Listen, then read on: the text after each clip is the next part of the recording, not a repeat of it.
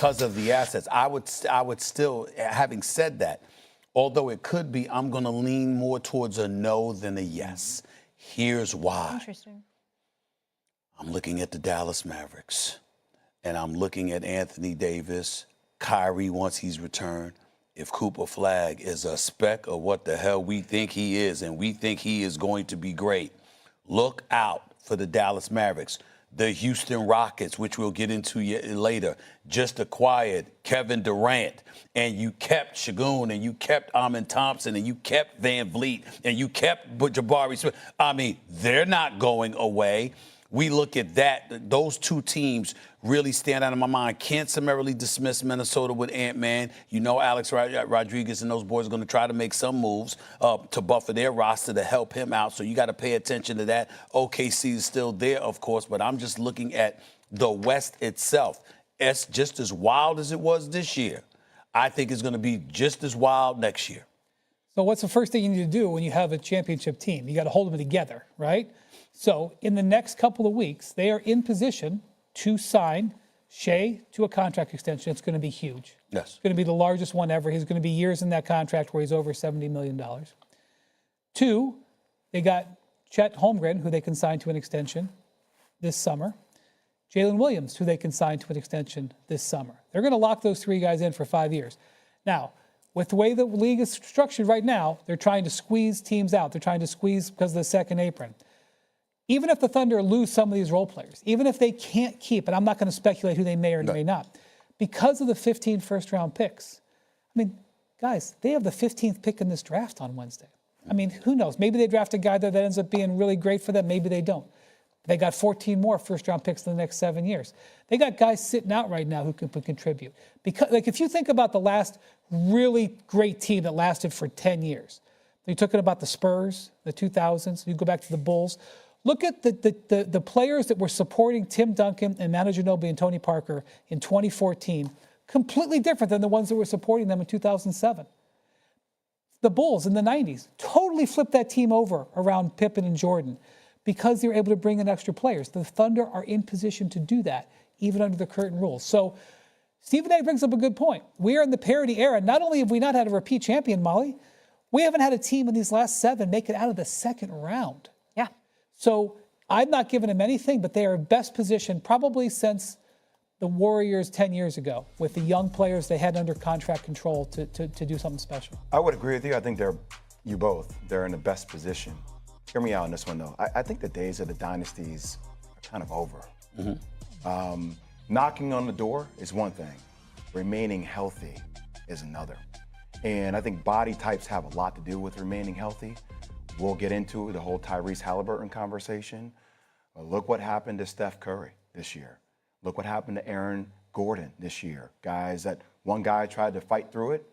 Another guy chose not to fight through it. Longevity of the career. We've had 8 torn Achilles this season alone. I think pace and space and the amount of possessions we have in this game, with the amount of money people are able to earn, I think are going to create some issues with longevity we have.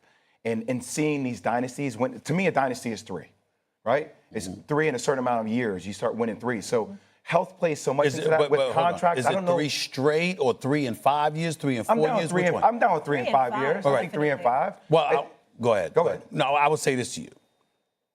I think Oklahoma City warrants the conversation. Yes. And I think they're the closest conceivably to it simply because of the assets they have in terms of players on their roster, in terms of their depth, and the assets they have in terms of draft capital. Like when you have 15 first-round picks, but you also are the reigning defending champions with a starting 5 that has size, athleticism, et cetera, and then you can go 10 deep, right?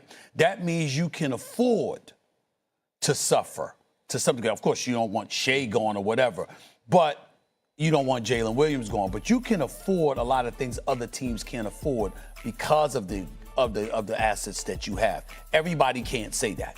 Agree. They can. Yeah, they can. I guess just with so much player movement, there's so much volatility each year.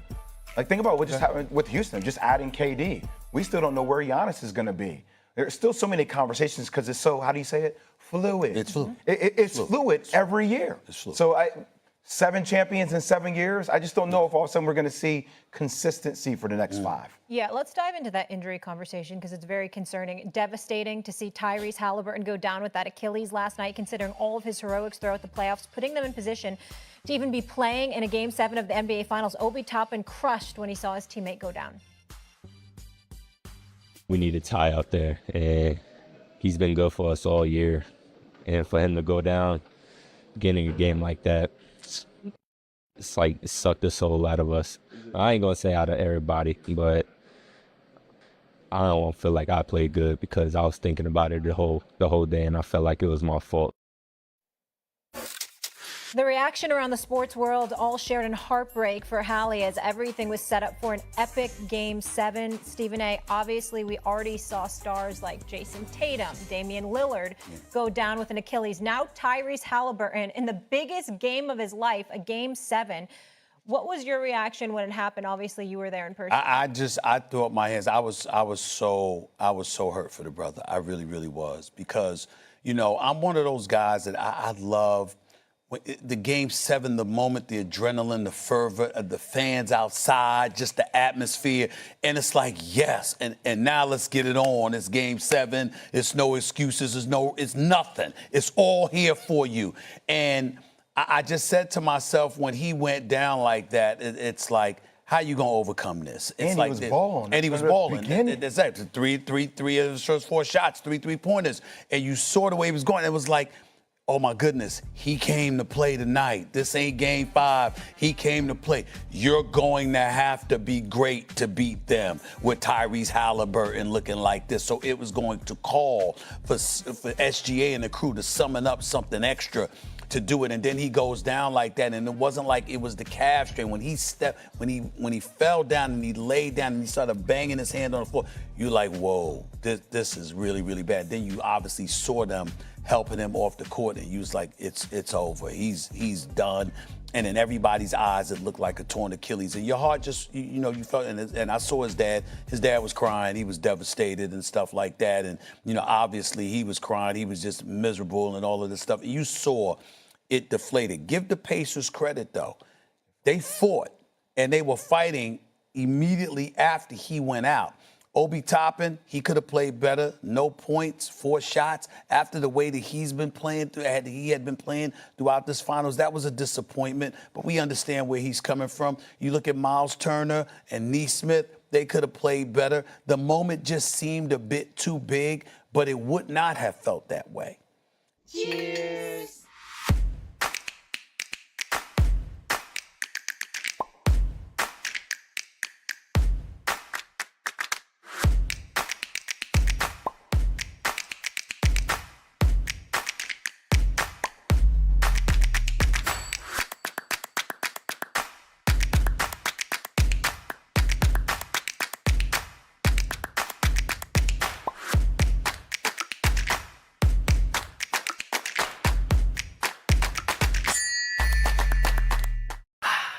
Create that level of separation, because it was just too much to overcome. It's a shame. Devastating. A Game 7, Wendy. I was so very upset by seeing it. I was kind of taken out of the game. And the fans were taken out of it. Yes, for a little while. Yeah. The Thunder were kind of out of it. It was such a terrible thing. And he said before Game 6, I understand the risks. I've had conversations. I'm going to play. Shams told us that the doctors told him, this is an injury that if it was a regular season, you'd sit multiple weeks. He knew. They got the MRI. He knew that there was weakness in there. And he played anyway. And he played brilliantly in Game 6, all things considered. He gave himself confidence. He gave his teammates confidence.